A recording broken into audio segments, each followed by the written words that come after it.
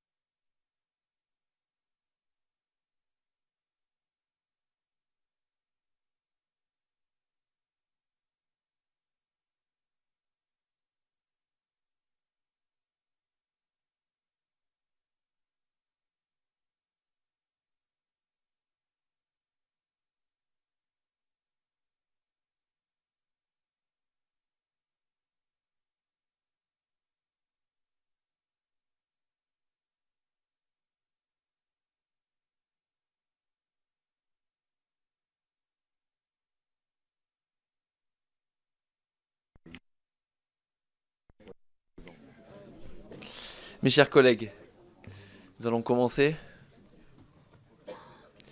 Nous avons le plaisir ce matin d'entendre nos deux collègues, Gérard Le Seul et Bruno Millienne, que nous avions nommés co-rapporteurs d'une mission flash sur un sujet important, sur les mesures d'accompagnement de la création de zones à faible émission mobilité. Je rappelle que cette mission flash a été créée sur décision de notre bureau le 3 août dernier et que les rapporteurs ont débuté leurs travaux en septembre. Permettez-moi de souligner l'excellent travail qui a été réalisé et puis aussi la célérité avec laquelle vous avez pu travailler, puisque je rappelle le format d'émission flash par définition. Il faut arriver à très rapidement se retrouver autour de la table et déployer rapidement un certain nombre de travaux, d'auditions, et vous l'avez fait avec une certaine efficacité. Je ne serai pas plus long car je sais que l'intérêt que suscite au sein de notre commission ce sujet important sur lequel notre commission s'est pleinement investie lors de la précédente législature. Cette mission touche bien entendu un certain nombre de nos concitoyens dans leur vie quotidienne, et c'est d'ailleurs la raison pour laquelle notre bureau a unanimement considéré qu'il était essentiel de mener une mission sur ce sujet. Mes chers collègues, je vous laisse la parole. Comme il est de coutume, une dizaine de minutes, et puis les orateurs de groupe vous poseront un certain nombre de questions. Merci, Monsieur le Président, Monsieur le co-rapporteur, cher Bruno et mes chers collègues. Notre commission, et je remercie le bureau aussi, notre commission du développement durable et de l'aménagement du territoire nous a désignés comme co-rapporteurs d'une mission d'information flash portant donc sur les mesures d'accompagnement dans la mise en œuvre de zones à faible émission mobilité, dites ZFE-M. Les ZFE-M ont été instaurées par la loi du 24 décembre 2019 d'orientation des mobilités dans les zones où les seuils limites de qualité de l'air sont dépassés, comme à Paris, Strasbourg, Rouen, Lyon, Grenoble ou encore Marseille. Elles ont ensuite été étendues à l'ensemble des agglomérations de plus de 150 000 habitants par la loi du 22 août 2021 dite Climat Résilience, et 45 agglomérations seront donc ainsi directement concernées en 2025, soit près de 40% de la population française. Cette proportion d'ailleurs pourrait être même bien supérieure, puisque les restrictions impacteront également les mobilités des habitants situés à la périphérie des métropoles qui se rendent de manière régulière ou occasionnelle dans le périmètre des ZFE. Et c'est une des raisons qui nous a poussé à nous intéresser sérieusement à cette question. À ce stade, les ZFE connaissent un déploiement progressif et à géométrie variable d'un territoire à l'autre. Au 1er septembre, 10 métropoles ont lancé une ZFE, mais aucune n'avait encore étendu l'interdiction au-delà des véhicules particuliers classés critères 4 et 5, ce qui concerne moins de 10% des véhicules dans ces territoires. La grande majorité des métropoles concernées par l'obligation instaurée par cette loi Climat Résilience poursuivent actuellement une phase d'étude et de concertation. L'augmentation prochaine du nombre de ZFE déployés, ainsi que le franchissement d'un mur quantitatifs avec des restrictions de circulation qui seront progressivement étendues aux véhicules critères 3 voire 2 auront un impact absolument considérable sur les mobilités et par conséquent sur l'accès aux activités quotidiennes et aux droits de millions d'habitants. Le déploiement de ces ZFE soulève des questions majeures d'acceptabilité et de justice sociale qu'il nous faut anticiper dès à présent. Il est urgent que notre commission se saisisse pleinement du sujet. Le format flash de notre mission, comme l'a rappelé le président, était pour cela parfaitement adapté pour aboutir rapidement à quelques recommandations. Il n'épuise bien évidemment absolument pas le sujet. Au cours de nos auditions, nous avons eu le souci de mieux appréhender l'impact social des ZFE sur le territoire et d'identifier de bonnes pratiques, mais aussi les problématiques récurrentes rencontrées par les collectivités dans leur mise en œuvre. Ainsi, avons-nous non seulement entendu les collectivités territoriales concernées par le déploiement des ZFE, mais la métropole du Grand Paris, la métropole d'Aix-Marseille, la mairie de Marseille, France Urbaine, l'Association des maires de France, mais nous avons auditionné aussi des associations environnementales, des associations de surveillance de la qualité de l'air, Atmo France, l'Alliance des collectivités pour la qualité de l'air, Réseau Action Climat, des associations représentatives des personnes impactées par le dispositif, la Fédération française des motards en colère, la Ligue de défense des conducteurs notamment, et en particulier des associations en lien direct avec les populations les plus précaires, souvent trop peu considérées dans la mise en place des dispositifs, le Secours catholique notamment, mais aussi l'ADI, qui est spécialisé dans le prêt à la création d'entreprises par des chômeurs. Et enfin, des représentants des professionnels, les artisans, commerçants, la Chambre des métiers de l'artisanat, la Confédération des grossistes de France ou encore des organisations professionnelles de transporteurs routiers. Nous avons également reçu plus d'une vingtaine de contributions écrites dont nous avons tenu compte. Je tiens à remercier l'ensemble des personnes que nous avons auditionnées pour la qualité des échanges, ainsi que toutes celles qui nous ont adressé une contribution écrite. Et je remercie les parlementaires qui ont participé à l'une ou l'autre de nos auditions présents dans cette salle. Bien sûr, tous les échanges nous ont permis d'avancer dans la compréhension du sujet et surtout dans les recommandations qu'il conviendrait de faire dans le renforcement global des mesures d'accompagnement. Nous formulons une vingtaine de recommandations dont vous avez peut-être déjà pris connaissance et lecture à travers notre note de synthèse. Et je vais céder la parole à mon collègue Bruno Millienne pour expliquer en partie les recommandations. En tout cas, nous reviendrons sur les bénéfices sanitaires et environnementaux des ZFE et sur la nécessité de les déployer. Bruno. Merci beaucoup Gérard. Monsieur le Président, mes chers collègues, en préambule, je voudrais d'abord dire que ça a été un plaisir de conduire cette mission Flash en compagnie de Gérard. Je pense que le travail, la co-construction a été parfaite et franchement, on est assez content de ce rapport que nous vous avons remis en espérant qu'il vous convienne également. Donc les ZFE ont démontré leur efficacité pour améliorer la qualité de l'air, particulièrement dégradée dans nos grandes agglomérations. Elles viennent ainsi répondre à une urgence à la fois sanitaire, sociale et économique. Ça en préambule pour vous dire que sur les auditions que nous avons menées, personne ne remet en cause la mise en place des ZFE. Nous savons aujourd'hui que l'exposition à la pollution de l'air favorise le développement de pathologies chroniques graves et se traduit par un recours accru aux soins et une baisse significative de l'espérance de vie. En France, des dizaines de milliers de décès sont attribués chaque année à l'exposition aux particules fines. Nous savons également que cette exposition à la pollution de l'air est socialement inégale. Elles tend à impacter davantage les populations les plus précaires du fait de leur surreprésentation dans les zones où les dépassements des seuils de qualité de l'air sont les plus fréquents, soit à proximité des grands axes routiers situés en périphérie des grandes agglomérations. Le trafic routier est aujourd'hui l'une des principales sources de pollution de l'air. Pour en réduire l'impact, il nous faut donc accélérer le renouvellement du parc automobile vers des véhicules moins polluants, ainsi que le report modal vers des moyens de transport plus vertueux.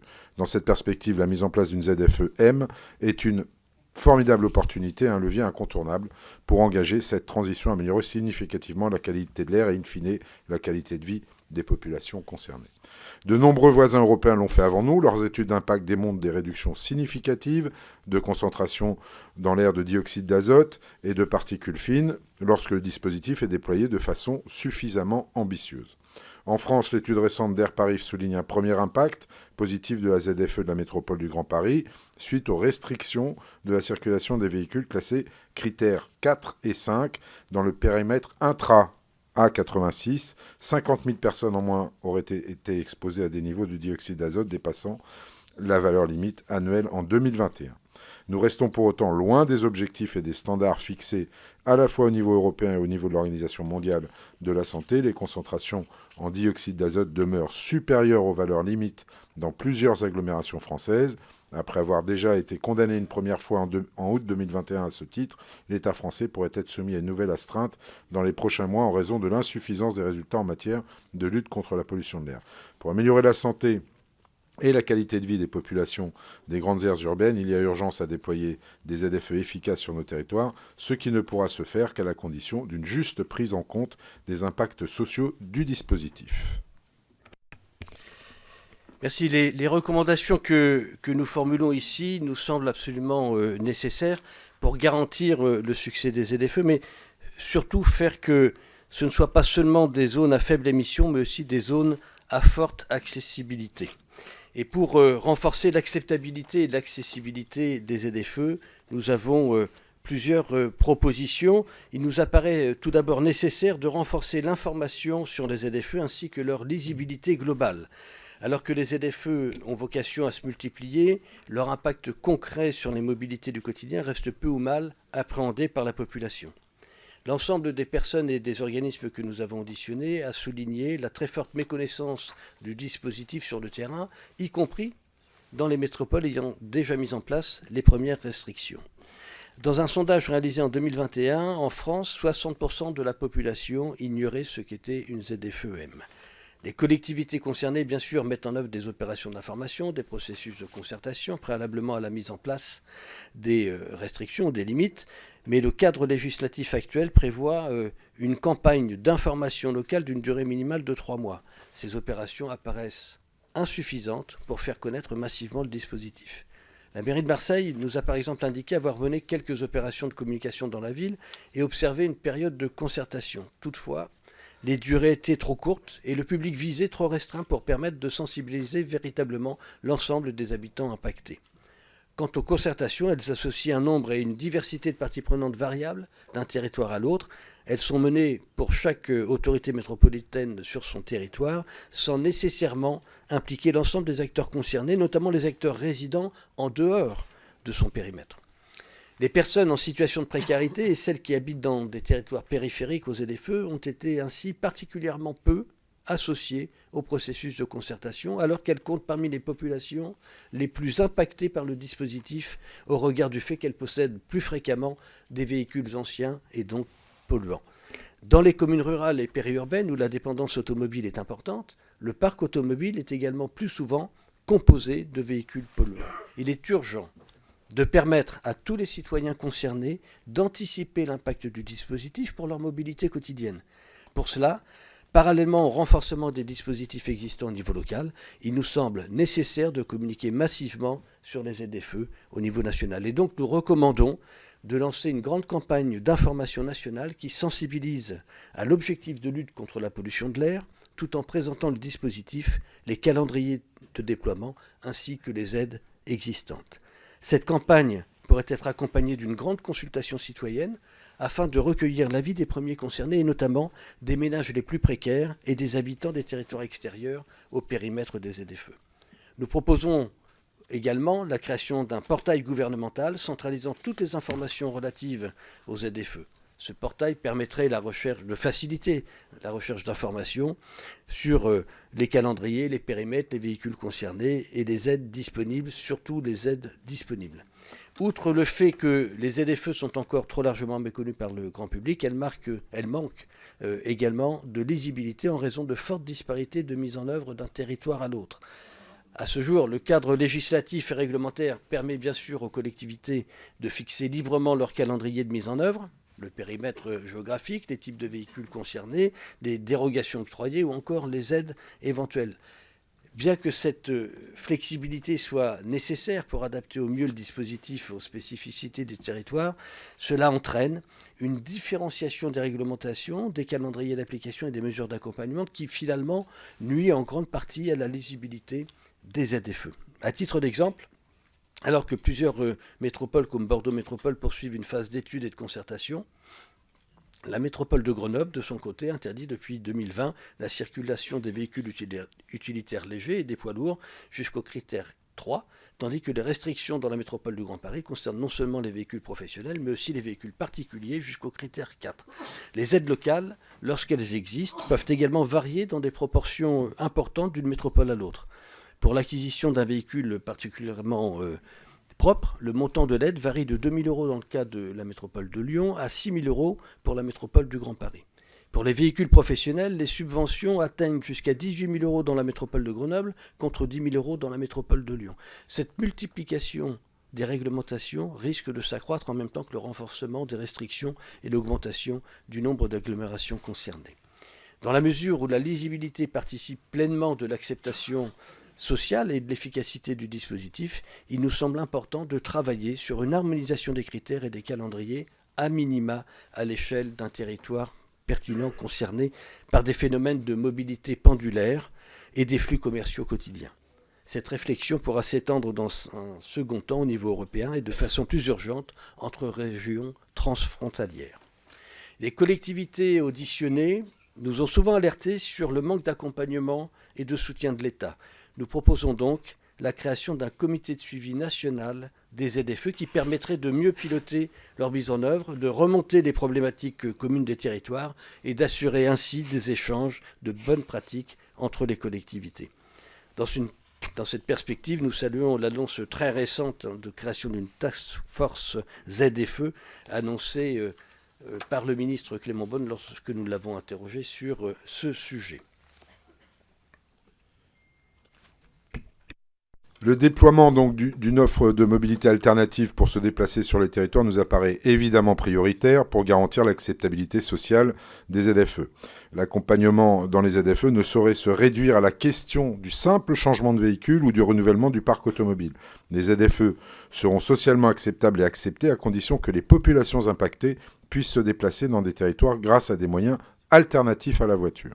Les ZFE constituent un levier pour repenser la place de la voiture dans les territoires et déployer des politiques de mobilité ambitieuses qui permettront à terme un recours massifié à des méthodes de transport alternatives. Ces politiques doivent concerner tout autant les agglomérations centrales que les territoires les plus éloignés pour lesquels les risques d'exclusion sont les plus importants. Densifier l'offre de mobilité alternative permettra de reconnecter les territoires les plus exclus aux agglomérations et ainsi réduire l'effet d'exclusion pour les populations les plus éloignées des centres. Nous avons bien conscience que cette politique peut représenter un défi majeur, notamment pour des agglomérations qui accusent un retard conséquent dans le développement de leurs infrastructures de transport public. Le calendrier de déploiement de ces nouvelles infrastructures ne concorde pas souvent avec celui de l'application des restrictions. Le cas de la ville de Marseille est particulièrement frappant. Le plan Marseille en grand prévoit la construction de transports collectifs dans la métropole d'Aix-Marseille-Provence, mais la mise en service de 4 nouvelles lignes de tramway ou encore l'automatisation du métro ne sont pas envisageables avant l'interdiction des véhicules critère 4 prévue pour le 1er septembre 2023 et l'interdiction des véhicules critère 3 prévue pour 2024. Si ces grands projets d'infrastructure, en particulier les réseaux express métropolitains, doivent être poursuivis et accélérés, il convient d'encourager la mise en œuvre de solutions à plus court terme. Le développement des voies routières réservées pour des lignes de bus express, par exemple, nous apparaît comme une piste particulièrement intéressante pour couvrir des déplacements de longue distance entre les centres urbains et les périphéries, sur le modèle, pour ceux qui le connaissent, de l'A14 Express en Île-de-France ou encore du projet d'aménagement de l'axe routier entre Ittenheim et Strasbourg à l'horizon 2023. Ce projet prévoit la création d'une voie réservée au transport en commun où circulera une ligne de bus express, ce qui améliorera les conditions de déplacement dans le secteur de l'ouest strasbourgeois tout en proposant une alternative crédible à l'usage de la voiture individuelle. La métropole de Strasbourg et la région du Grand Est vont également augmenter dès 2023 la fréquence et l'amplitude horaire des transports collectifs et en particulier des trains. Nous recommandons donc de développer la logique des parkings relais accessibles par des corridors d'accès en périphérie des ZFE et d'y développer des services de mobilité partagés. Il convient enfin d'encourager au report modal par tous les moyens. Les possibilités de report modal existent parfois sans être bien connues des personnes dont la dépendance automobile est forte. Certaines collectivités ont ainsi développé des services de conseil individualisés pour évaluer et proposer des solutions de mobilité alternatives adaptées à chaque usager. Ce type de service pourrait être généralisé dans les ZFE, notamment dans le cadre des maisons France Service avec l'emploi d'agents dédiés au conseil en mobilité. La mise en œuvre d'une politique de mobilité ambitieuse dans les territoires doit aller de pair avec une politique nationale d'accompagnement au changement de véhicule qui soit à la fois adaptée à l'offre de véhicules et correctement ciblée. Tout d'abord, concernant les aides destinées aux ménages et aux particuliers, nous recommandons d'améliorer leur ciblage et de passer ainsi d'une logique d'incitation à une logique de solidarité. La distribution actuelle du parc automobile en fonction du niveau de vie montre que ce sont les classes les plus populaires qui possèdent plus fréquemment des véhicules polluants. D'après l'enquête Mobilité des personnes de l'INSEE en 2019, 38% des ménages les plus pauvres ont un véhicule classé critère 4 ou 5. Seuls 10% des ménages les plus riches possèdent ce type de véhicule. La fracture sociale est aussi spatiale puisque ce sont les communes rurales ainsi que les plus petites aires urbaines qui comptent le plus fréquemment des véhicules classés 4 ou 5 par rapport aux zones les plus denses. Or, le niveau des aides actuelles, compte tenu du prix du marché, ne permet pas aux ménages les plus précaires de recourir aux aides pour acheter un véhicule classé critère 0 ou 1. Au premier semestre 2022, d'après les données transmises par la Direction générale de l'énergie et du climat, le reste à charge moyen des ménages bénéficiant du bonus écologique ou d'une prime à la conversion demeurait supérieur à 20 000 euros et atteignait jusqu'à 40 500 euros en moyenne pour l'achat d'un véhicule hybride rechargeable neuf après bonus écologique. Ce reste à charge est encore bien trop élevé pour un grand nombre de ménages. L'Association pour le droit à l'initiative économique l'a dit et le Secours catholique ont avancé lors de leurs auditions des restes à charge soutenables inférieurs à 6 000 euros pour les ménages et les professionnels les plus fragiles économiquement. La mise en œuvre des ZFE risque à ce stade d'accentuer la fracture sociale entre les zones périphériques, rurales et périurbaines et les centres-villes d'une part, et entre les populations les plus précaires et les populations les plus aisées d'autre part. Il est donc urgent de mieux cibler les aides nationales et locales au bénéfice des ménages les moins aisés afin de réduire leur reste à charge. Une avance des frais pour les ménages les plus précaires serait également souhaitable. Les retours de terrain du Secours catholique soulignent que l'engagement des frais et les délais de versement des aides constituent un frein majeur à l'acquisition d'un véhicule propre. Nous devons également être réalistes quant aux possibilités actuelles d'achat de véhicules classés 0 ou 1 sur le marché de l'automobile. Outre le niveau des aides, l'achat de ces véhicules est également freiné par un faible développement industriel sur des segments de marché à moindre coût, tandis que le marché de l'occasion est encore faiblement développé. Il nous apparaît ainsi souhaitable, à court terme, d'élargir la gamme des véhicules ciblés par les aides aux véhicules critères 2 d'occasion, pour les ménages détenteurs de véhicules critères 4 ou 5 dont les ressources ne permettent pas l'achat subventionné d'un véhicule classé critère 0 ou 1. Enfin, concernant les aides complémentaires récemment mises en place ou annoncées par l'État, nous proposons 2 compléments paramétriques. D'une part, le prêt à taux zéro instauré à titre expérimental à compter de janvier 2023 dans les ZFE issus de la loi d'orientation des mobilités doit être élargi et garanti par l'État. Il est actuellement trop restrictif et nos échanges avec l'ADI nous ont confirmé qu'il sera difficilement déployé par les établissements de crédit en l'absence de garantie étatique.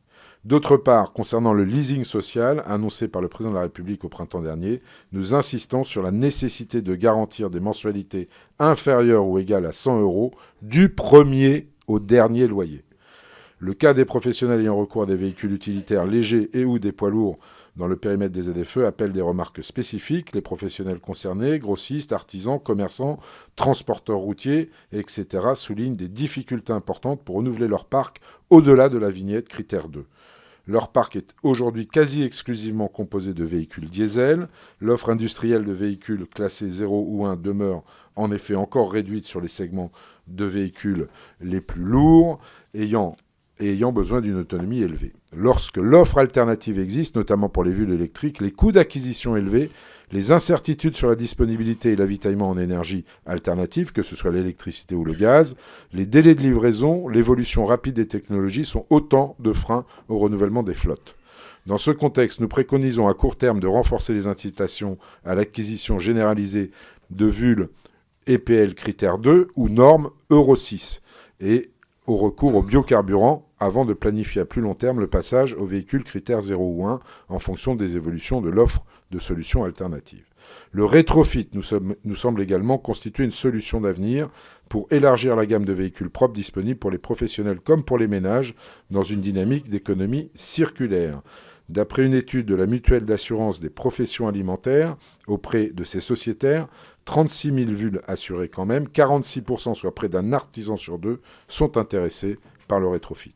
Outre l'enjeu du renouvellement des flottes de VUL et PL à court et moyen terme, le développement d'une logistique urbaine durable dans les ZFE est à encourager pour adopter pleinement la logistique aux nouvelles règles de circulation dans les ZFE. Développer des plateformes logistiques multimodales à l'intérieur ou en périphérie des ZFE permettrait notamment aux professionnels d'effectuer les derniers kilomètres par des mobilités décarbonées, VUL électrique, solutions fluviales, vélo cargo, vélo assistance électrique, etc. Vous connaissez toutes ces solutions. Ou dans un format optimisé en termes d'émissions de polluants atmosphériques par marchandises transportées. Un poids lourd pouvant émettre moins que plusieurs petits véhicules. Pour finir, sur l'accompagnement au changement de véhicule, un mot sur l'accessibilité globale des aides. Leur multiplicité et leur manque d'articulation entre les niveaux national et local les rendent illisibles et complexes à obtenir, tant pour les particuliers que pour les professionnels. Pour y remédier, nous encourageons la mise en place d'un guichet unique qui centralise les démarches de demande et d'obtention des aides nationales et locales sur la métropole, par exemple de la métropole du Grand Paris. Merci Bruno. Enfin, et là, ce sera notre dernier point, nous préconisons d'introduire de l'agilité et de la souplesse dans la mise en œuvre du dispositif, dans le but de renforcer l'acceptabilité sociale globale du dispositif. Les ZFE reposent sur le système de vignettes critères, à la fois pour les autos et les motos, dont les principes de classification présentent certaines limites et peuvent générer de l'incompréhension, voire un sentiment d'injustice sociale.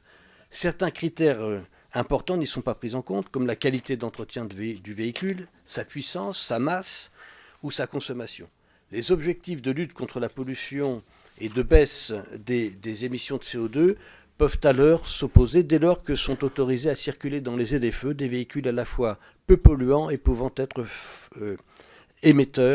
fortement émetteurs de gaz à effet de serre. Un exemple revenu régulièrement lors de nos échanges et qui démontre la limite du système actuel est celui du modèle Porsche Cayenne essence, modèle neuf, consommant 11 litres au 100 km en moyenne, classé critère 1, alors qu'une Renault Clio de 2005, consommant 5 ou 6 litres au 100, est classée critère 4 et donc, à terme, exclue des ZFE. Afin de limiter donc ces effets d'exclusion injustes et pour renforcer l'acceptabilité sociale des ZFE, nous recommandons de refondre le système des vignettes critères en intégrant des critères de poids, de consommation et d'entretien du véhicule. Par ailleurs, pour diminuer des effets d'exclusion injuste, notamment pour les personnes qui se rendraient occasionnellement dans le périmètre des ZFE ou qui sortiraient occasionnellement du périmètre des ZFE, deux dispositifs nous semblent intéressants à envisager. Le carnet d'usage pour les particuliers sur le modèle de Strasbourg, gratuit, utilisable 24 heures, 12 fois par an ou 24 fois par an. Nous ne souhaitons pas un carnet ou un pass ZFE payant sur le modèle de celui existant dans la LEZ, la Low Emission Zone de Bruxelles, parce qu'il est payant, 35 € par jour et maximum 24 jours par an. Faire payer nos concitoyens pour entrer ou sortir des agglomérations serait une mesure totalement injuste et en tout cas injustifiable. À titre plus transitoire, un aménagement horaire avec par exemple des restrictions de circulation en semaine de 8h à 19h, assorties de dérogations les week-ends et les soirées. Cette souplesse horaire serait à définir territoire par territoire selon l'impact de la mesure sur le trafic routier et bien sûr sur la qualité de l'air. Enfin, pour garantir l'acceptabilité sociale des ZFE, nous proposons d'engager une réflexion sur le partage social de l'effort, notamment dans les territoires où le trafic routier n'apparaît pas comme la source principale de la pollution de l'air. Les activités industrielles, les activités portuaires notamment, sont largement contributrices dans certaines grandes agglomérations. Rouen, Marseille par exemple. Il conviendrait d'intégrer ces activités dans les modalités de déploiement des ZFE et nous pourrions imaginer avoir des ZFE-P pour portuaires.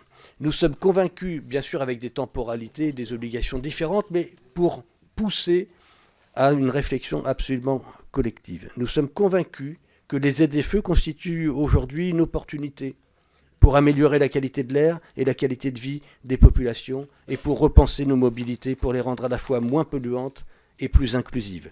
Mais ce n'est qu'à cette dernière condition que les ZFE seront pleinement acceptés par la population. Il faut agir vite, prendre la mesure des mesures d'accompagnement à mettre en œuvre pour réussir le déploiement des ZFE dans des délais qui soient à la fois concertés, réalistes et ambitieux.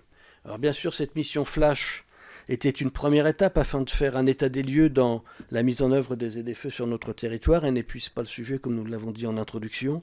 Et les recommandations auxquelles nous avons abouti nous paraissent malgré tout comme des mesures de bon sens et largement partagées par l'ensemble des acteurs que nous avons pu rencontrer.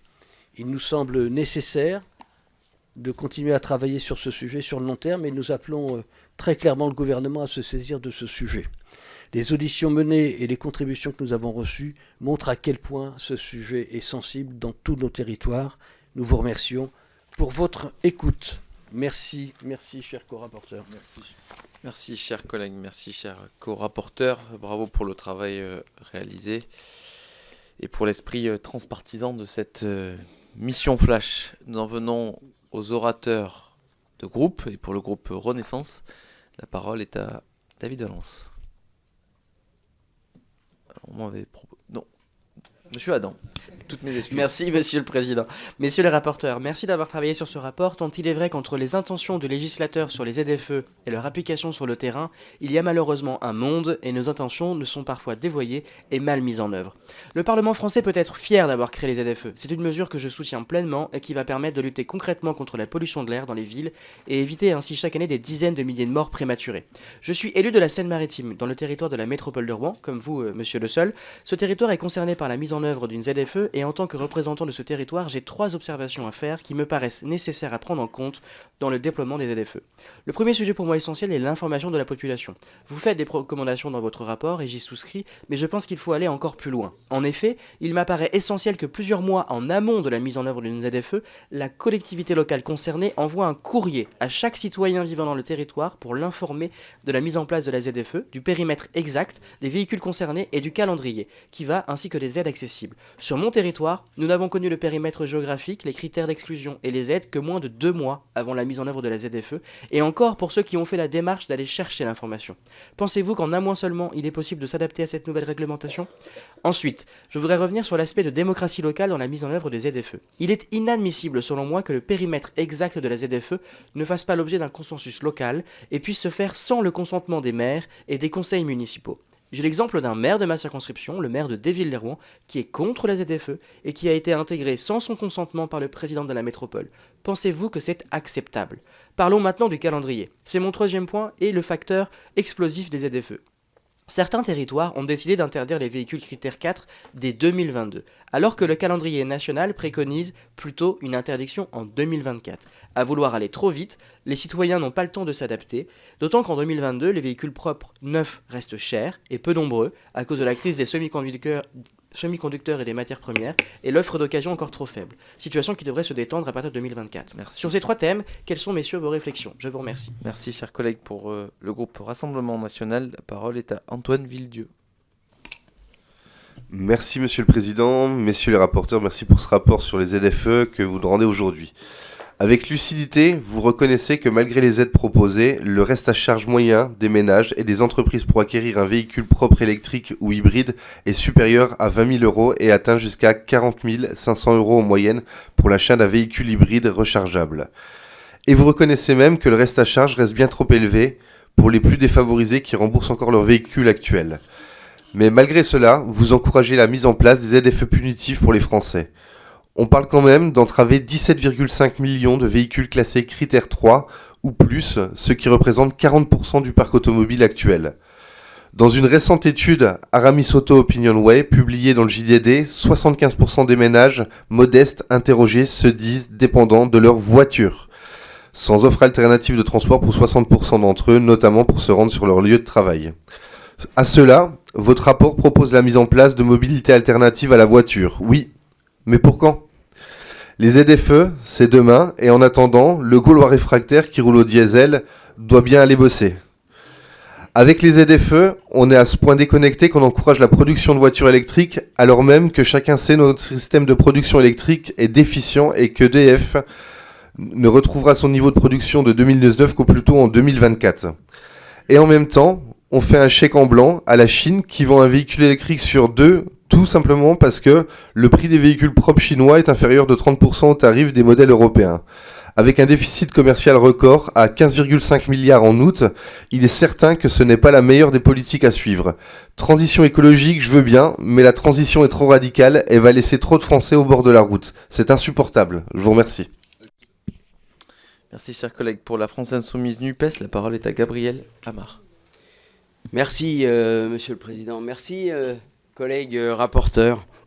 Ce travail un peu express, faut le dire, ça a été frustrant et pas forcément simple de pouvoir s'organiser.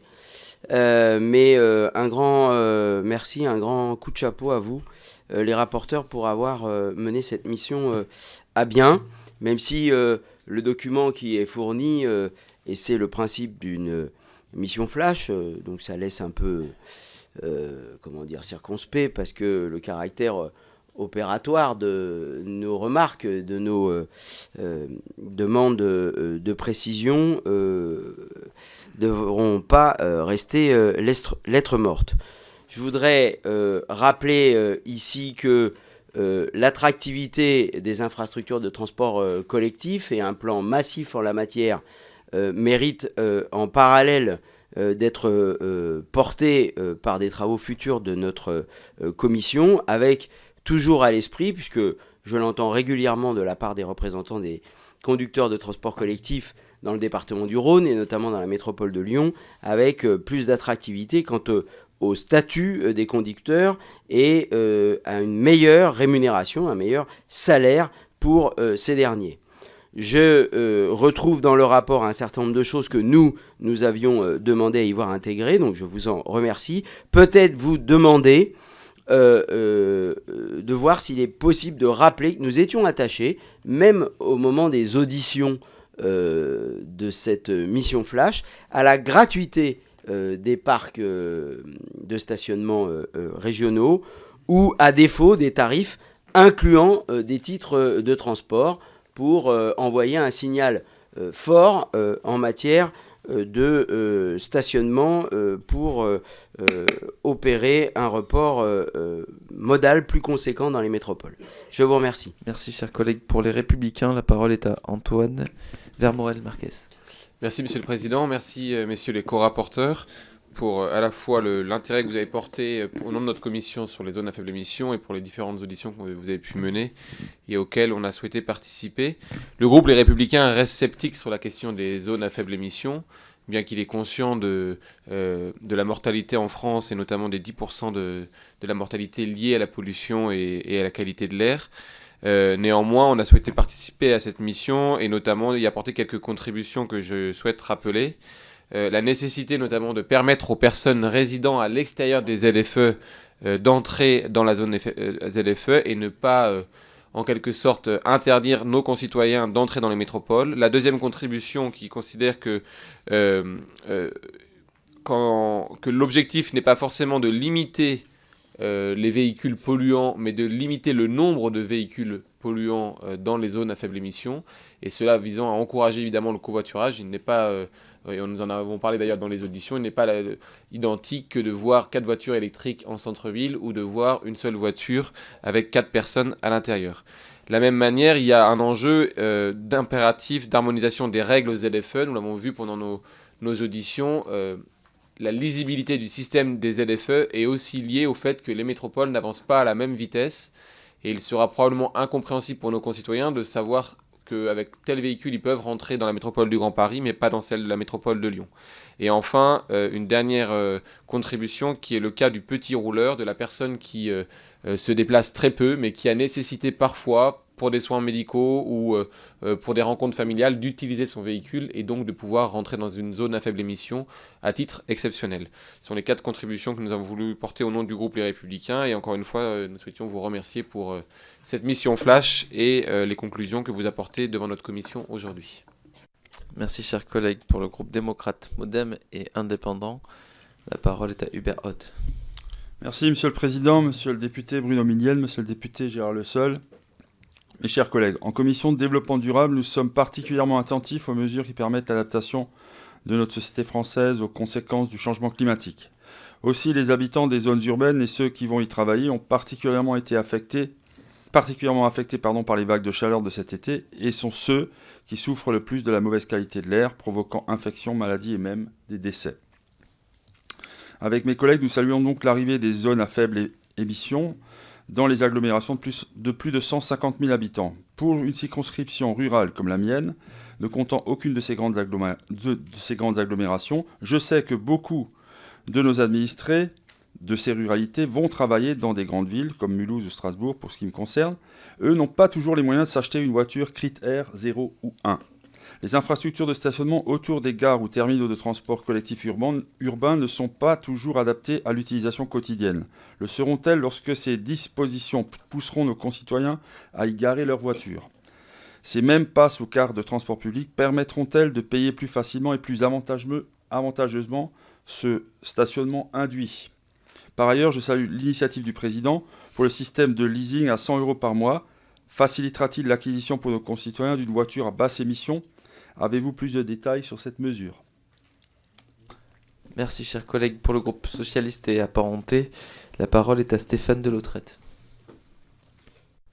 Merci Monsieur le Président, mes chers collègues.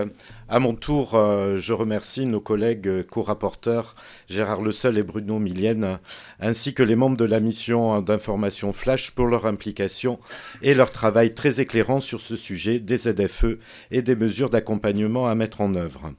Les ZFE, ça a été dit, constituent indéniablement une opportunité pour améliorer la qualité de l'air et la qualité de vie des populations. Mais vous l'avez rappelé, c'est aussi un dispositif qui soulève des enjeux d'acceptabilité et de justice sociale. Dans un premier temps, vous soulignez très justement la nécessité d'anticiper, sans attendre 2025, les grands investissements nécessaires pour accompagner le déploiement des ZFE, à savoir le développement des mobilités alternatives à la voiture individuelle, le financement des infrastructures et des réseaux de transport collectif. Cette première dynamique, si elle est concomitante au développement d'une offre accessible de véhicules propres, permettra véritablement de renouveler le parc automobile privé en favorisant une logique de solidarité. Nos concitoyennes et concitoyens partagent nos préoccupations de préservation de la qualité de l'air, mais sont souvent perdus devant la multiplication des dispositifs et leur complexité. C'est pourquoi vous préconisez des mesures impératives pour simplifier les démarches et je pense au guichet unique qu'il faudra réellement faire aboutir. Cette dynamique est positive, je tiens à saluer vos préconisations qui seront utiles pour affiner le dispositif et faire progresser le débat qui débutera dès l'examen du projet de loi de finances. Merci. Merci, chers collègues. Pour le groupe Horizon et apparenté, la parole est à Anne-Cécile Violent. Merci, Monsieur le Président. Messieurs les co-rapporteurs, chers collègues, notre législation a depuis quelques années déjà initié des mesures fortes pour lutter contre la pollution atmosphérique qui constitue une priorité de santé publique. En ce sens, la loi d'orientation des mobilités puis la loi climat et résilience sont venues instaurer puis renforcer le dispositif des zones à faible émission que nous questionnons aujourd'hui. Je veux donc tout d'abord rappeler que si nous sommes pleinement engagés dans nos objectifs de décarbonation, ils ne doivent pas se faire au détriment de nos concitoyens, de leurs droits et activités du quotidien. Cette mission sur les mesures d'accompagnement d'un tel dispositif était donc essentielle et je tiens, messieurs, à vous remercier pour la qualité des auditions et des débats, ainsi que la pertinence de votre synthèse, compte tenu de la multiplicité des acteurs que vous avez souhaité auditionner. Notre groupe Horizon est en effet très attaché à la diversité de nos territoires, tout comme à la prise en compte de la singularité de la situation de chacun de nos concitoyens. Nous sommes donc tout particulièrement attentifs à ce que les aides puissent être mieux ciblées et, comme vous l'avez formulé, pour passer d'une logique d'incitation à une logique de solidarité. Malgré les aides, l'acquisition d'un véhicule propre pose de nombreuses questions, notamment pour les ménages aux revenus les plus modestes ou encore les retraités. De plus, de tels dispositifs, ambitieux et nécessaires, ne pourront être durables s'ils ne sont pas accompagnés de dispositifs alternatifs. Je ne saurais rappeler une fois de plus la situation de mon territoire haut-savoyard où la voiture est souvent la seule possibilité pour nos concitoyens de se rendre sur leur lieu de travail. Il est donc primordial de favoriser le développement de toutes nos mobilités dites douces afin que les zones à faible émission n'aggravent pas les fractures territoriales que nous connaissons déjà. Les leviers de passage à une logique de solidarité sont multiples. Je souhaiterais vous interroger sur une problématique très concrète sur laquelle vous avez insisté. Quels éléments de blocage principaux identifiez-vous pour la révision des vignettes critères ? Je vous remercie. Merci, chers collègues. Pour le groupe écologiste NUPES, la parole est à Nicolas Thierry. Merci, Monsieur le Président, messieurs les rapporteurs. Merci tout d'abord pour le travail accompli. Un adulte inhale chaque jour 10 000 à 20 000 litres d'air. Cet air contient malheureusement de plus en plus de polluants qui présentent une gêne ou un risque non seulement pour la santé mais aussi pour l'environnement. Et si les sources de ces polluants sont multiples, ce sont les déplacements routiers qui contribuent 75% des émissions de dioxyde d'azote sur les territoires métropolitains. Face à ce véritable enjeu écologique et de santé publique, pour lutter contre la pollution, améliorer la qualité de l'air et réduire les risques pour la santé des Françaises et des Français, des lois LOM et Climat et Résilience prévoient la mise en place donc de ZFE dans les métropoles de plus de 150 000 habitants, au plus tard au 1er janvier 2025.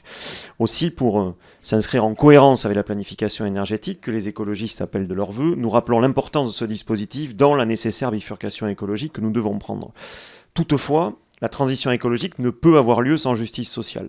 Le dispositif ZFE ne prend pas encore suffisamment en compte les répercussions sociales qui seront engendrées et qui risquent de mettre fortement en difficulté les plus précaires. En effet, c'est un point que vous soulevez dans votre rapport, le reste à charge pour l'achat d'un nouveau véhicule est encore bien trop élevé pour les ménages les plus défavorisés. Un vrai sujet, vous l'avez évoqué, réside donc dans la manière d'accompagner les aides à la transition pour l'achat des véhicules critères 0, 1 ou électriques pour les ménages les plus modestes. Cela rejoint un autre point que vous évoquez également dans votre rapport pour passer d'une logique d'incitation à une logique de solidarité, qui est celui notamment du rétrofit. Pourriez-vous nous expliquer davantage ce que vous entendez par développer les aides au rétrofit, convertir le moteur thermique en moteur électrique permet d'éliminer les émissions nocives et éviter la fabrication et l'achat de véhicules neufs. Or, depuis la légalisation de cette pratique, très peu de véhicules ont en réalité eu recours à ces installations. Comment peut-on expliquer cela? Enfin, le moyen le plus écologique et solidaire pour accompagner la mise en place de ZFE est de disposer d'un réseau de transport en commun efficace et accessible financièrement. Cela permet par ailleurs de réduire la place de la voiture. Avez-vous des préconisations pour inciter à l'utilisation des transports en commun? Je pense notamment aux initiatives qui ont été prises en Allemagne ou en Espagne. Merci par avance pour vos réponses. Merci, chers collègues. Pour le groupe Gauche, Démocrate et Républicaine, la parole est à Hubert Wulfranc. Bien, moi je m'adresse à ceux qui ont voté la loi. Je ne m'adresse pas aux deux rapporteurs qui font un bon travail, mais en réponse à une situation déplorable créée par l'institution abrupte des ZFE. C'est la deuxième mission là-dessus. Juste après le climat et résilience, il y en avait une. Parce qu'il y a le feu, et vous le savez. Pourtant, vous étiez prévenu de la bombe sociale qu'entraîne cette disposition, objectivement source de discrimination sociale et territoriale. La question de la soutenabilité financière pour un nombre conséquent de ménages salariés, et pas seulement les précaires, n'a cessé de vous être posée dans les débats parlementaires. Et vous avez balayé d'un revers de main cette question majeure. Vous avez par ailleurs laissé les métropoles décliner à leur guise, et parfois avec un excès de zèle, votre disposition de loi. Les militants communistes, les élus communistes, ferraillent partout sur le terrain par rapport aux conséquences. Parce que le cauchemar, il a déjà commencé, il n'est pas pour demain. Dans la métropole de Rouen, le maire communiste de Saint-Étienne-de-Rouvray a été le seul à organiser une réunion publique avec 400 personnes, parce que personne ne va au charbon expliquer ça aux gens, et a pris la décision de ne pas intégrer la ZFE.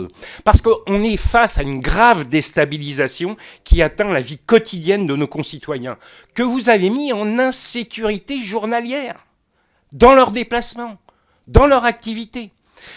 Comme disait David Vincent, vous savez, les envahisseurs, là, pour les plus vieux. Le cauchemar a déjà commencé pour les gens. Alors, nous trouvons que c'est impardonnable.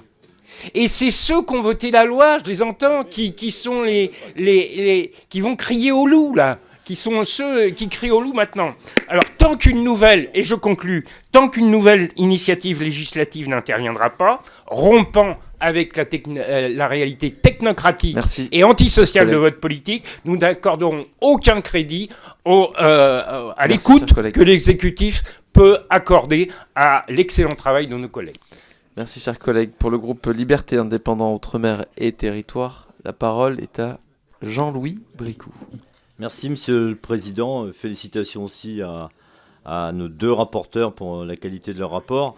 Alors, moi, je crois que dans cette affaire de ZFE, en réalité, on est certainement sur un problème de fond. Et le problème de fond, c'est certainement un problème d'aménagement de territoire.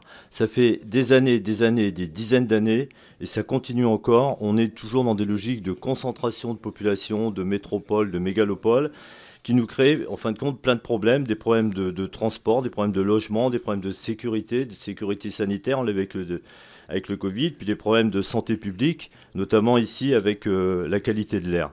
Alors, moi, ce que je vois depuis quelques mois, quelques années, en tous les cas, on ne fait que des politiques qui ne font que, en fin de compte, s'adapter à ces situations de concentration. On l'a vu dans le transport, on développe le Grand Paris, ça nous coûte la peau des fesses en fin de compte. Donc sur le logement, on essaye de faire un choc de l'offre, de construire plus, de construire plus haut. Et on est toujours dans ces logiques de concentration. Je crois que le problème, c'est vraiment un problème de développement harmonieux de nos territoires pour équilibrer en fin de compte ces territoires. Alors on voit bien que en fin de compte, ces politiques nous mènent au résultat des politiques qui sont certainement urgentes, nécessaires, mais qui sont punitives, hein, ces ZFE, et qui sont notamment presque inacceptables, enfin qui sont difficilement en tous les cas acceptables par les populations les plus modestes, les étudiants aussi, bien sûr. Alors cette politique, moi je suis plutôt pour une écologie qui ne soit pas punitive, mais qui soit beaucoup mieux accompagnée socialement en tous les cas. Alors vous proposez effectivement des aides à l'acquisition de véhicules propres, il y a des propositions. Moi je me permets de faire une proposition qui soit complémentaire. Je pense que la location accompagnée d'un point de vue social, ça fait partie des solutions un peu sur le modèle du logement, c'est-à-dire que quand vous ne pouvez pas acheter votre logement, vous louez votre logement. Quand vous ne pouvez pas acheter votre véhicule, je pense que la solution c'est de louer et d'être accompagné pour que cette location coûte un peu moins cher. Moi j'ai appelé ça l'APM, l'aide personnalisée à la mobilité, sur le modèle de l'APL. Puis après il y a le problème de ceux qui doivent aller dans des zones... dans ces zones, mais de façon occasionnelle. Et là, je salue les propositions de Gérard Le Seul concernant le carnet d'usage pour faciliter. En tout cas, félicitations pour toutes les mesures que vous proposez. Merci, chers collègues. Chers co-rapporteurs, je vous laisse répondre aux différentes questions soulevées par les différents orateurs. Écoutez, tout d'abord, je remercie tous les orateurs d'avoir à la fois pris le temps de lire, pris le temps de faire des propositions complémentaires et d'avoir posé des questions. Notre collègue Damien Adam nous a interpellés sur un cas précis. Très franchement, nous avons souhaité, avec Bruno Millienne, s'extraire de tous les cas particuliers et avoir le plus possible une vision d'ensemble de la mise en place des ZFE. Néanmoins, les trois questions qui sont posées sont des questions sérieuses, bien sûr, et nous ne pouvons qu'appeler à une meilleure information de la population. Nous n'avons pas, et je parle sous... l'amical contrôle de Bruno Millienne, nous n'avons pas défini si c'était 3 mois, si c'était 4 mois, mais il est évident qu'il y a un objectif important d'information de la population, j'ai envie de dire, par tous les moyens possibles, et le plus en amont possible, nous sommes d'accord. Après, je pense qu'il faut que nous saluions l'ensemble des mesures qui sont prises par les élus locaux, et de ce point de vue-là, ce n'est peut-être pas très orthodoxe ce que je vais dire, mais en d'autres termes, le législateur, pour rappeler ce que disait notre collègue Hubert Wulfranc, le législateur a pris des positions claires en mettant en place les ZFE. Mais la mise en place des ZFE, finalement, revient aux métropoles. Donc, dans une certaine mesure, l'État a refilé la patate chaude aux métropoles. Et donc, je salue le travail qui est fait par les métropoles pour essayer de mettre en place des mesures de lutte contre les pollutions. Et je me permets de rappeler une des propositions que nous avons formulées, qui est l'extension de la question de la pollution atmosphérique et de la zone à faible émission, qui doit concerner aussi les autres activités, et pas uniquement, on le sait, la mobilité individuelle, voire la mobilité professionnelle. Oui, merci Gérard. Moi, je voudrais répondre à Monsieur Villedieu du Rassemblement national. Vous pouvez considérer que les ZFE sont punitives. Toutes les auditions qu'on a menées et tous les audités, si on peut dire comme ça, nous ont tous rappelé l'urgente nécessité de mettre en place ces ZFE. Donc il n'est pas question d'abandonner. Vous connaissez le proverbe, hein. Ils ne savaient pas que c'était impossible, donc ils l'ont fait. Donc voilà, un petit peu de courage là-dessus. Et puis je vois bien dans votre intervention la remise en cause, effectivement, de toute transition écologique ou énergétique. En tout cas, vous mettez les deux pieds sur le frein et c'est bien dommage. Nous ne disons pas ici que ça va être facile. Nous ne disons pas ici qu'il n'y a pas de problème.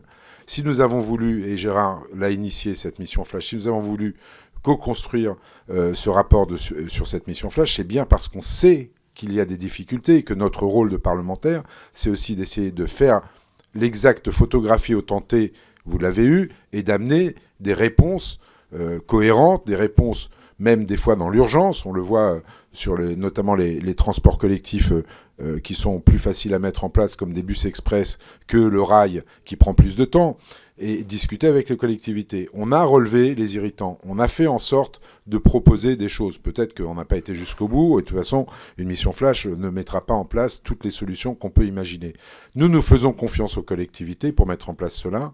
Maintenant, nous l'avons démontré, je pense, dans ce rapport, il faut qu'elles se parlent, il faut qu'on parle avec elles, et qu'on les accompagne à tous les niveaux. Si nous faisons ça en bonne intelligence avec les collectivités, il n'y a aucune raison qu'on n'y arrive pas. Je poursuivrai pour répondre à notre collègue Amar. Bien sûr, il y a des précisions que nous devrions sans doute introduire dans le rapport, et notamment la question de la gratuité des parkings, ou en tout cas de la combinaison de la gratuité du parking avec un ticket de transport en commun. Je pense que nous pourrions, si mon co-rapporteur en est d'accord, ajouter quelques adjectifs pour préciser les choses, mais merci de cette demande. Vous l'avez vu, je l'espère, pour ceux qui ont participé à quelques auditions, et Antoine Vermorel comme Gabriel Amar ont participé à quelques auditions, et nous avons tenté le plus possible de tenir compte de vos contributions, de vos remarques et des questions qui ont pu être posées lors de ces auditions. Notre collègue Hubert Ott pose une question importante, malheureusement à laquelle je n'ai pas de réponse. Peut-être que Bruno Millienne en aura, mais nous avons posé la question au ministre très clairement sur cette location à 100 €. J'ai envie de dire, puisque c'était une proposition du président de la République, chiche, ça peut être une solution. C'est pas la solution, mais ça peut être une solution que d'avoir un dispositif de location à 100 € par mois, à la condition expresse, comme l'a dit tout à l'heure Bruno Millienne, que le 100 € ce soit de la première à la dernière mensualité. Si ce n'est pas le cas, on sait très bien que de fait, le reste à charge ou le surcoût sera trop important pour une partie de la population. Et donc, ce n'est pas jouable. Malheureusement, nous n'avons pas encore à ce stade, et lorsque nous avons posé la question au ministre Béchu, il n'avait pas de précision à ce stade à nous fournir. Vraiment, j'ai envie de dire chiche pour cette proposition. Oui, pour continuer à répondre à vos interrogations, chers collègues, Madame Anne-Cécile Violent, sur le blocage sur la révision de la vignette critère, je ne sais pas comment vous dire ça. Le blocage, c'est la complexité même de la refonte complètement de cette vignette. On voit aujourd'hui, maintenant qu'on a mis en place effectivement les zones à faible émission, que cette vignette critère ne prenait pas en compte tous les paramètres dont on aurait besoin pour lutter efficacement contre la pollution de l'air. Donc est-ce qu'il faut tout refaire ou avancer pas à pas en remettant peut-être des critères sur la vignette critère, mais déterminés de manière pour le coup harmonieuse entre les différentes ZFE? Je ne sais pas, il faut qu'on ait cette discussion-là avec Christophe Béchu au ministère de la Transition écologique, lequel Christophe Béchu, pour information, recevra d'ailleurs les présidents de région la semaine prochaine, je crois, pour parler justement des ZFE. Donc notre rapport tombe à point nommé. Monsieur Nicolas Thierry, sur le rétrofit, vous avez posé des questions. Nous, ça fait longtemps, enfin on a un certain nombre ici, à pousser pour le développement de ces filières de rétrofitage, parce qu'on pense que de toute façon, on n'arrivera pas à faire la transition écologique des véhicules uniquement avec les véhicules neufs produits. Que ce soit pour les véhicules particuliers d'ailleurs, et encore pire pour le transport routier, que ce soit de marchandises ou de voyageurs. Donc il est impératif qu'il y ait une aide réelle aux filières de rétrofit, et j'espère que le PLF sera la bonne occasion d'en parler, parce qu'il y a un certain nombre d'amendements, je sais, qui vont être sur ce sujet, et moi j'encourage tout le monde à soutenir ces amendements sur le rétrofit, parce que c'est une des solutions pour y arriver, et sûrement aujourd'hui la plus aboutie, sachant que la France est leader en Europe sur le rétrofit, en tout cas sur la technologie. Oui, je partage complètement ce qui vient d'être dit, en sachant que il y a rétrofit et rétrofit. On parle à la fois des véhicules particuliers, et dont on peut avoir envie de rétrofiter son propre véhicule, et toute carcasse de véhicule qui n'est pas mise à la casse, c'est autant d'économies environnementales qui étaient intéressante à réaliser. Mais nous avons aussi dans la filière rétrofit, et c'est peut-être celle qui va se développer en premier lieu, toute la question des équipements des, on va dire, commerçants, artisans, pour qui la valeur première du véhicule, c'est dans l'aménagement et non pas dans le moteur. Et donc on peut espérer, mais je partage peut-être aussi l'impatience de Nicolas Thierry, cette filière ne se développe peut-être pas aussi rapidement que nous l'aurions souhaité. Puis vous aviez posé une autre question, chers collègues, à laquelle j'adhère complètement, relative au transport en commun.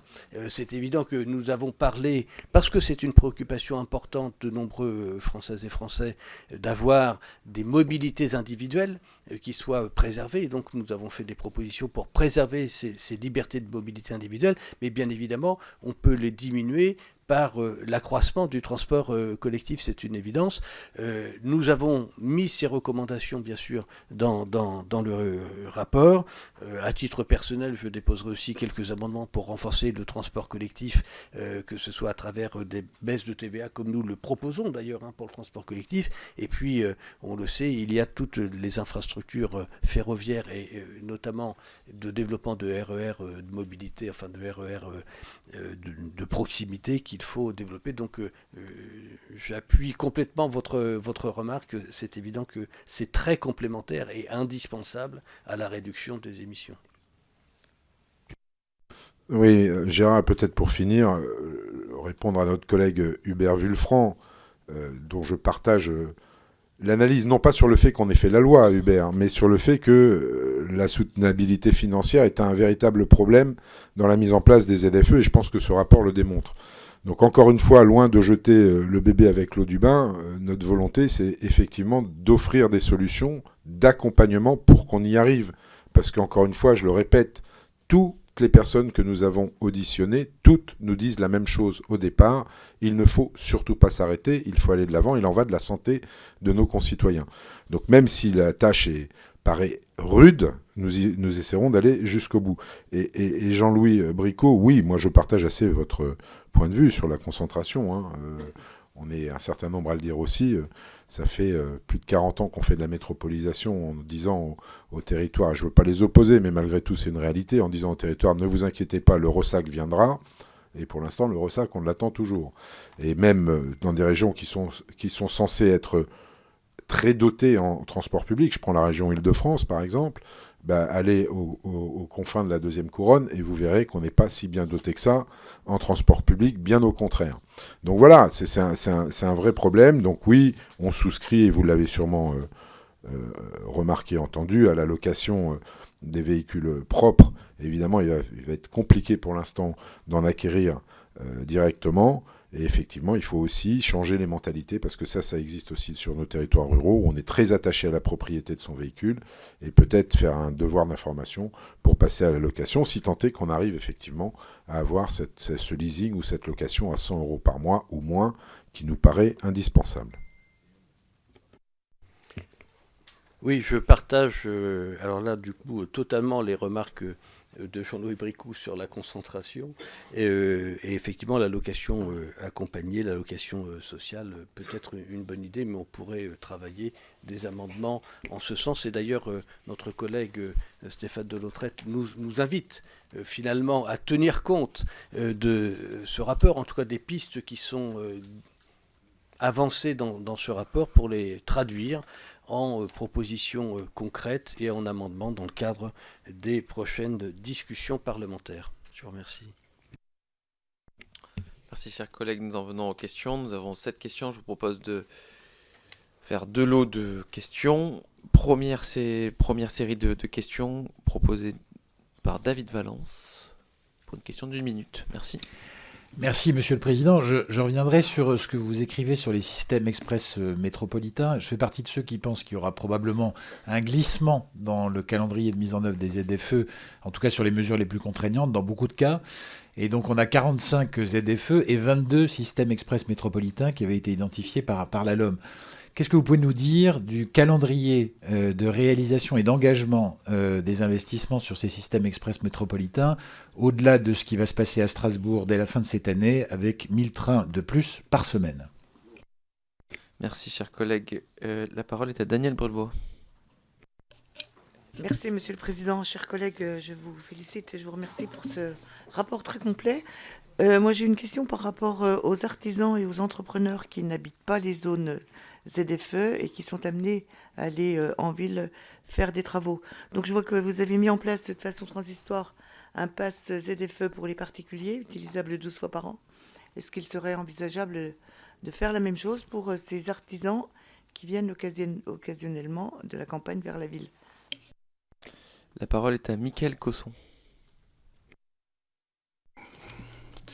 Oui, moi j'aurais juste une question par rapport à justement la mise en place de ZFE qui nécessite forcément d'avoir des mesures, mais surtout une évaluation, au même titre qu'on peut l'avoir sur les véhicules pour le particulier tous les 2 ans pour les contrôles techniques. Est-ce qu'on ne pourrait pas envisager d'avoir une évaluation sur cette ZFE qui est mise en place tous les 2 ans pour pouvoir justement mesurer les mesures qui sont efficaces et celles qui doivent être ajoutées pour qu'on puisse tendre vers vraiment une efficacité et surtout des mesures d'accompagnement précises en fonction des territoires, puisqu'on sait que pour que cette ZFE soit la plus optimale, elle doit tenir compte des spécificités des territoires et donc évoluer en fonction de ce type de territoire qu'on peut avoir en fonction des développements d'infrastructures qui ne sont pas les mêmes partout. On peut avoir des collectivités qui ont certes 150 000 habitants, mais pour lesquelles en fait il reste encore beaucoup à faire en matière de transport en commun ou de parking relais. Donc ma question c'est de savoir est-ce qu'on peut pas mettre une évaluation tous les 2 ans qui tienne compte des évolutions à mettre en place pour qu'on arrive à des objectifs à atteindre. Merci chers collègues, et pour finir cette première série de questions, la parole est à Guy Bricou. Merci Monsieur le Président, félicitations aux co-rapporteurs. En juin 2021, nos collègues Valérie Beauvais et Camille Gaillard-Minier rendaient leurs conclusions sur une autre mission flash relative, celle-ci à une comparaison des expériences européennes en matière de ZFE. Elle notait notamment une réelle appréhension des entrepreneurs, des TPE, PME, qui avaient du mal à avoir accès à une information complète et fiable et n'avaient pas forcément le temps et l'énergie de monter des demandes de dossiers de financement. L'accompagnement de ces entreprises s'est-il amélioré depuis, selon vous, et les moyens sont-ils au rendez-vous vraiment pour les accompagner dans leur adaptation? Merci. Chers collègues, je vous laisse le soin de répondre à ces questions. Merci, nous allons poursuivre les réponses à 2 voix, puisque nous ne sommes pas concertés, bien sûr, pour vous répondre. Guy Bricou, bien sûr, vous posez une vraie question, chers collègues, sur à la fois la comparaison avec l'Union européenne, qui a déjà été enclenchée dans le rapport précédent. Nous pensons qu'effectivement, l'amélioration ne peut venir que si nous avons un guichet unique qui permette de répondre facilement, un peu plus facilement à l'ensemble des demandes, que ce soit des demandes individuelles ou des demandes professionnelles. Voilà, je pense que nous aurons à retravailler sur le sujet très rapidement. Mickaël Cosson, à juste raison, vous posez la question d'évaluation des ZFE, mais c'est à peu près, ça rejoint la question aussi et la remarque de Guy Bricou. Oui, je pense qu'il faut qu'il y ait des missions d'évaluation très fréquentes sur la mise en place des ZFE. Oui, et pour rebondir sur ce que vient de dire Gérard Le Seul, sur l'évaluation des ZFE, je pense que notre proposition de comité national de suivi, non seulement pourrait permettre ça, c'est pas un comité Théodule en plus, je pense que nous, parmi tous les auditionnés, notamment les collectivités, il y avait une vraie volonté de pouvoir communiquer entre eux. Alors il ne faut pas que ce soit juste un comité national, il faut qu'il y ait des comités régionaux, effectivement, et que tout ça remonte, parce qu'il y a un besoin de partage de bonnes pratiques et de partage des difficultés pour essayer de trouver des solutions en commun. Il n'est pas question dans notre état d'esprit, il n'est pas question d'imposer des choses comme ça venant de Paris. C'est bien pour ça qu'on a laissé les ZFE se déployer par les collectivités. Si on avait imposé ça de Paris, ça aurait été une catastrophe et ça aurait été normal. Donc il y a un vrai travail à faire là-dessus. Pour revenir sur les artisans commerçants, et je répondrai un petit peu peut-être à la question de notre collègue Daniel Brulebois, on s'aperçoit aujourd'hui que sur les ZFE existantes, beaucoup de dérogations sont données aux artisans commerçants pour les laisser rentrer dans les ZFE, que ce soit le plombier, mais que ce soit aussi le crémier, le fromager, le boucher, pour aller sur les marchés. On ne peut pas interdire à ces gens de rentrer alors que c'est leur activité principale. Et d'autant plus, comme l'a rappelé Gérard tout à l'heure, et c'est pour ça que là la filière rétrofit est importante, que la valeur patrimoniale de leur véhicule, c'est pas le châssis, c'est pas les 4 roues et c'est pas le moteur. Vous pouvez leur mettre n'importe quel moteur dedans, ils s'en fichent complètement. Ce qu'ils veulent, eux, c'est garder la structure de leur véhicule parce que c'est leur outil de travail et l'aménagement de leur véhicule, c'est vraiment la valeur patrimoniale du véhicule. Enfin, un dernier mot peut-être pour David Valence concernant les réseaux express métropolitains. C'est bien pour ça qu'on a proposé des mesures alternatives au transport public en espérant qu'elle se développe rapidement, que ce soit alors l'autopartage, c'est pas du transport public, mais l'autopartage, évidemment, il faut le faire, il faut arrêter l'autosolisme, il faut mettre en place des bus express comme il y a en Ile-de-France, parce que les nouvelles, si elles sont presque bonnes, Lille étant bien avancée, Bordeaux également, mais l'horizon est loin, hein, il est à 2030. Donc effectivement, d'ici là, il faut quand même qu'on avance.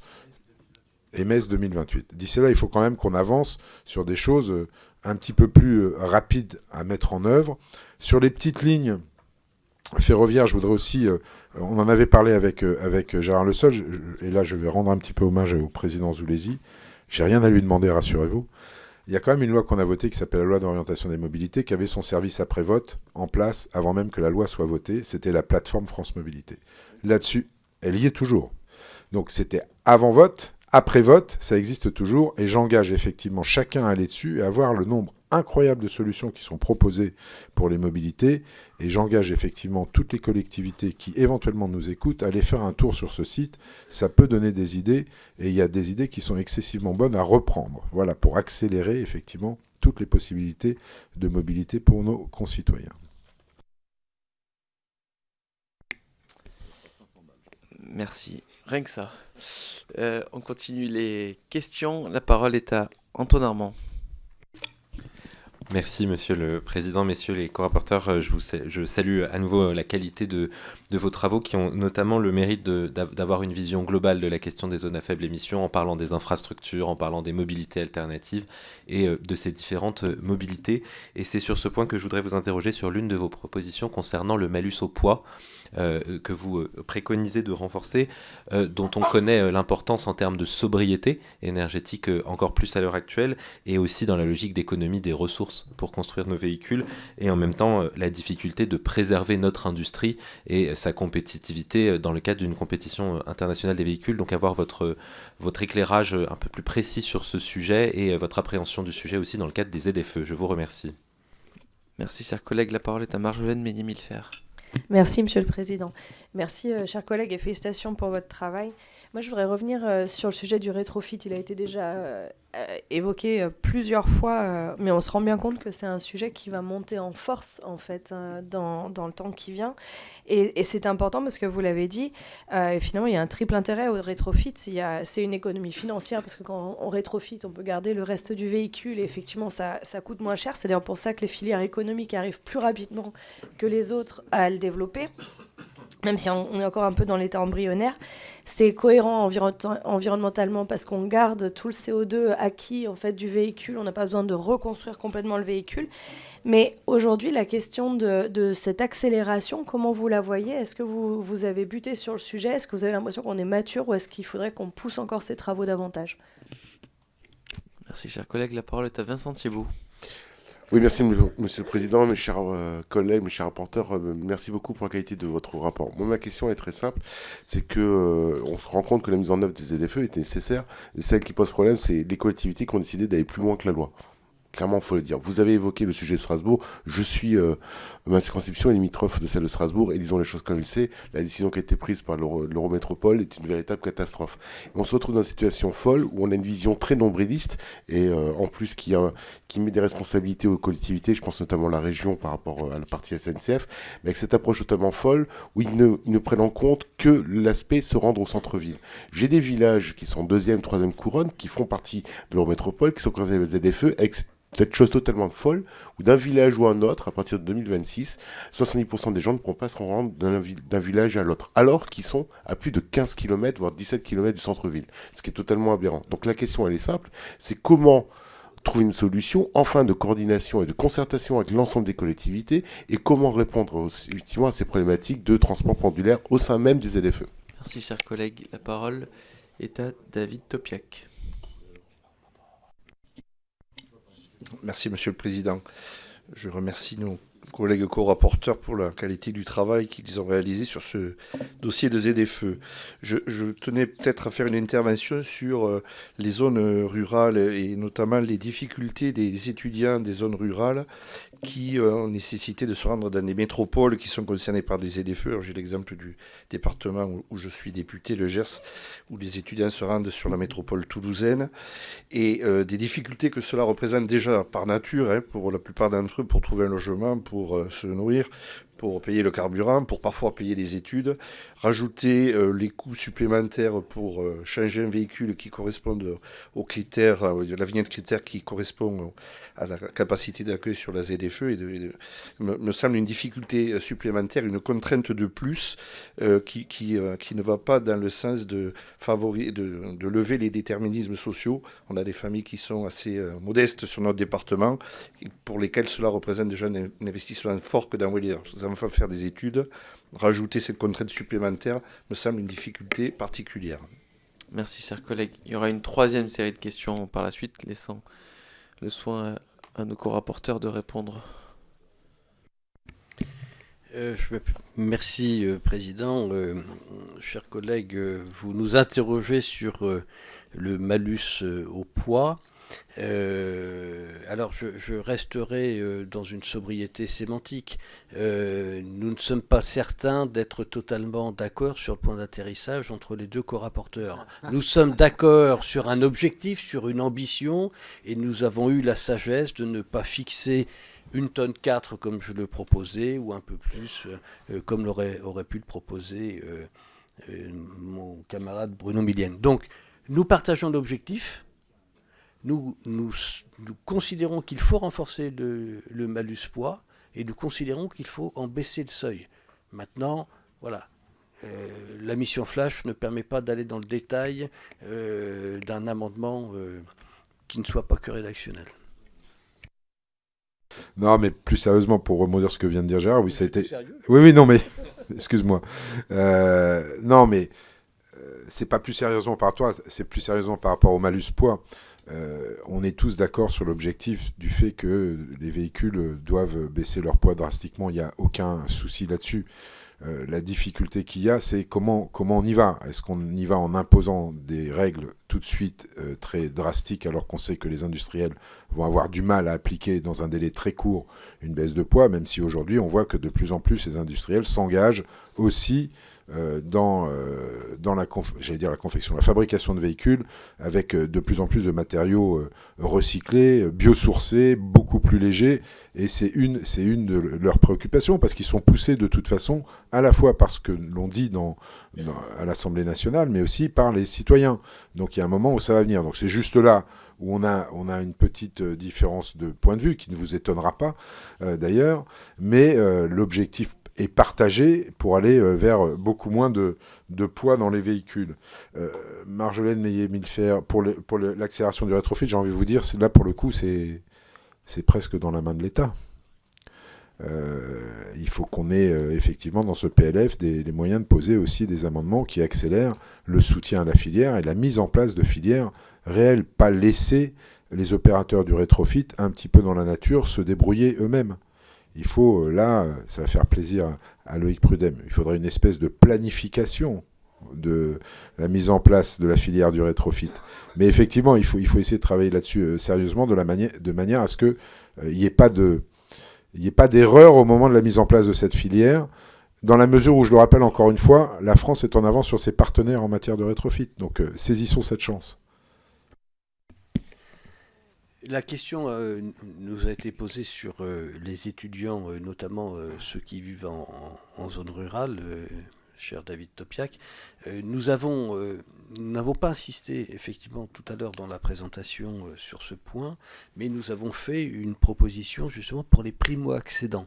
Parce qu'en fait, on s'aperçoit que aujourd'hui, les aides inclut de toute façon l'abandon, enfin la prime à la casse, notamment, ou la transformation d'un véhicule. Donc ça veut dire qu'on en a déjà un.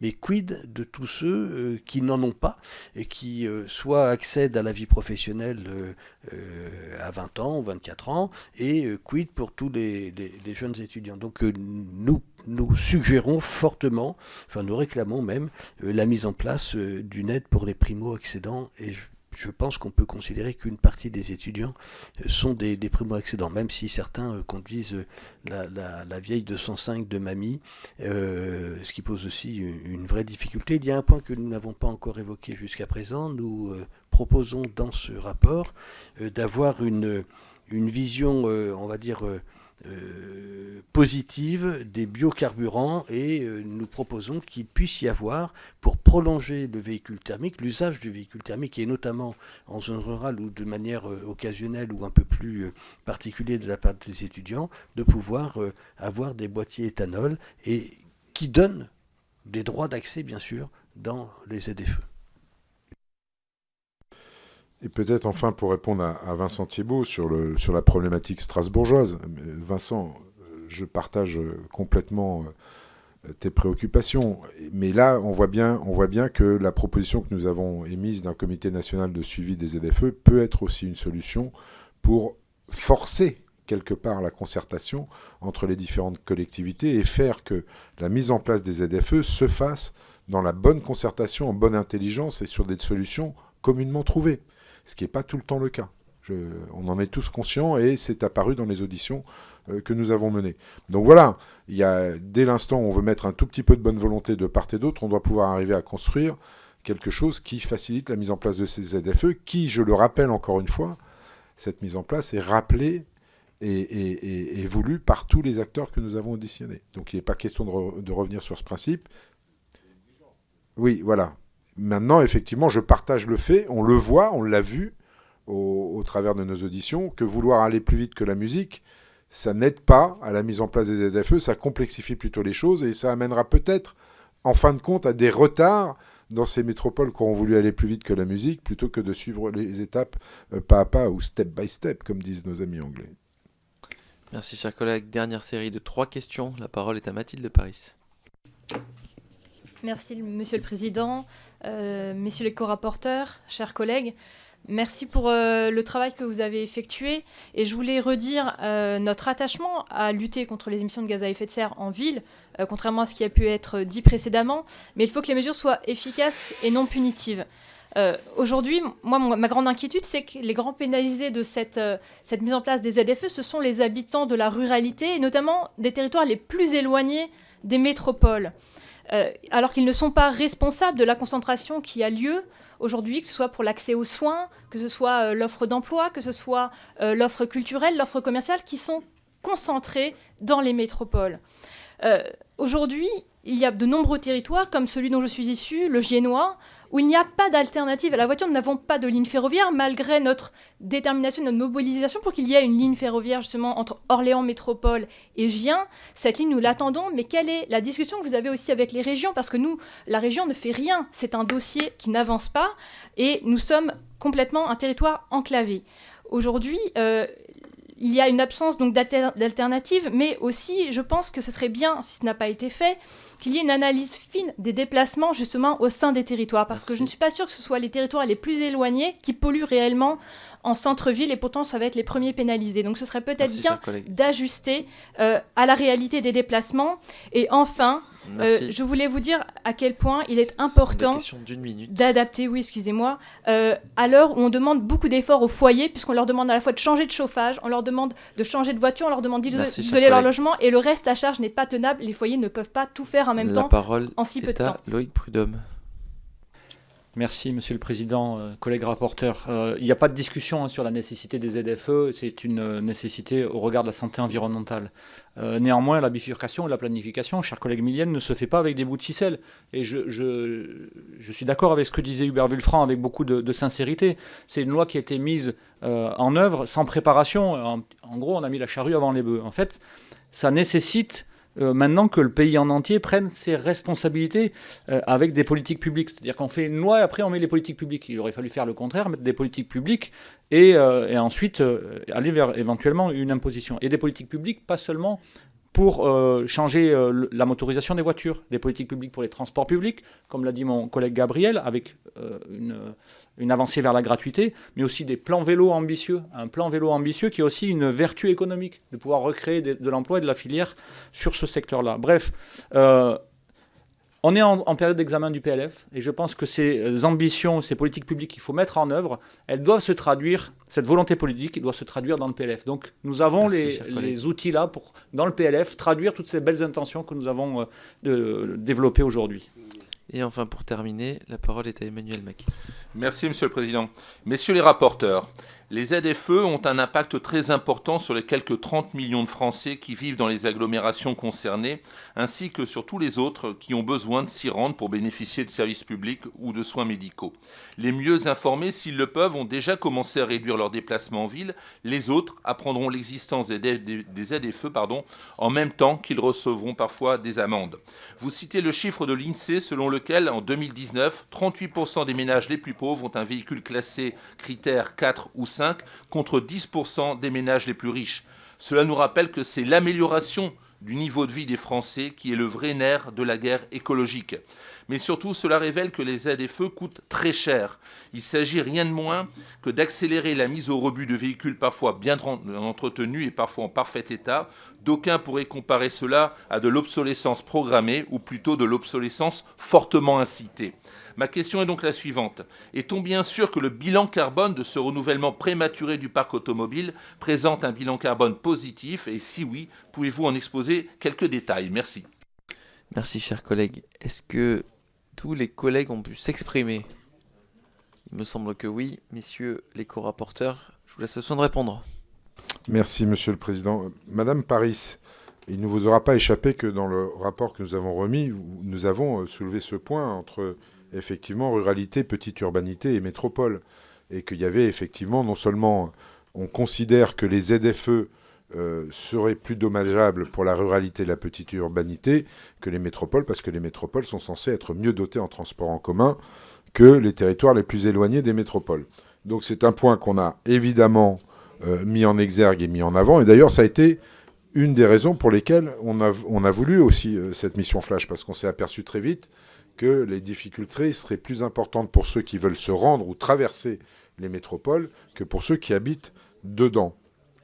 Quant à l'étude fine de la réalité des déplacements, je pense que dans la loi d'orientation des mobilités qu'on a votée lors du précédent mandat, toute possibilité est offerte effectivement aux collectivités locales pour pouvoir faire cette étude fine des déplacements et ajuster, c'était tout le but de la loi d'ailleurs, et ajuster les déplacements jusqu'au plus loin, aux plus petites communes des collectivités territoriales et des régions. Là, à partir de ce moment-là, c'était une loi qui a quand même été voulue aussi par les collectivités territoriales. On ne peut pas se substituer, l'État ne peut pas se substituer à la mise en place des déplacements. On peut simplement constater, regretter, alerter certaines collectivités, et je pense à votre ligne ferroviaire, en leur disant que oui, effectivement, les citoyens constatent que vous ne faites pas le boulot, mais vous ne pouvez pas en mettre la responsabilité uniquement sur l'État. Il y a aussi l'étude des déplacements très, très fins qu'il faut faire région par région, et ça, la LOM vous permet de le faire tout à fait tranquillement, à condition d'en avoir la volonté. Je me permettrai de répondre à notre collègue Loïc Prudhomme. Je partage, cher Loïc, cette volonté, et pas qu'une idée, cette volonté de planification écologique, et d'avoir effectivement des mesures d'accompagnement. C'était ce que nous voulions faire à travers ce rapport, mais aussi des mesures d'anticipation. On le voit bien, on est sur beaucoup de sujets à la ramasse, que ce soit sur le ferroviaire, que ce soit sur le transport collectif de manière globale, etc., que ce soit bien sûr sur les réseaux de proximité. Et donc, j'ai bien entendu l'appel à l'examen du PLF, comme ça a été dit déjà à quelques reprises, et bien sûr ces belles intentions, en tout cas ces ambitions que nous avons voulu dessiner, et là où il y avait trop d'aspérité, nous avons trouvé la sémantique qui permettait de pointer l'ambition, et j'ai envie de dire à charge pour nous, dans le débat parlementaire, de traduire comme nous le souhaiterons, en proposition de loi et en amendement, notamment dans le cadre du PLF. Et puis, je me permettrai de commencer la réponse à Emmanuel Marquet. Là encore, je partage en grande partie votre remarque, cher collègue. Bien sûr que le renouvellement, dans un premier temps, a un bilan carbone négatif. Et je suis, pour ma part, très favorable, et je l'ai dit tout à l'heure à peu près dans ces termes-là, à maintenir le plus longtemps possible et à prolonger le thermique autrement que par soit un renouvellement, soit une mise à la casse. On a parlé des biocarburants, on a parlé du carnet d'usage qui permet de conserver son véhicule, qui permet de venir de la campagne quand on a besoin d'aller chez le médecin, quand on a même envie d'aller au restaurant, pourquoi pas. Il ne faut pas réserver l'usage uniquement aux questions essentielles, notamment sanitaires, mais aussi aux loisirs occasionnels, à la culture occasionnelle. On doit pouvoir venir au cinéma, au théâtre ou au resto, ou voir des amis quand on a envie et quand on habite à la campagne. Donc ça, je partage complètement. C'est pour ça que nous avons fait des propositions, au moins très concrètes, dans un premier temps, permettant progressivement d'élargir le renouvellement, parce que l'on sait aussi aujourd'hui que le marché de l'occasion est un marché un peu d'éviction pour les populations aujourd'hui modestes qui n'ont pas les moyens d'acheter un véhicule d'occasion qui, pour certains, arrive à être plus cher que le véhicule électrique que par ailleurs on n'arrive pas à obtenir dans des délais raisonnables. Donc je partage complètement votre point de vue. Nous avons tenté d'y répondre à travers notre vingtaine de recommandations.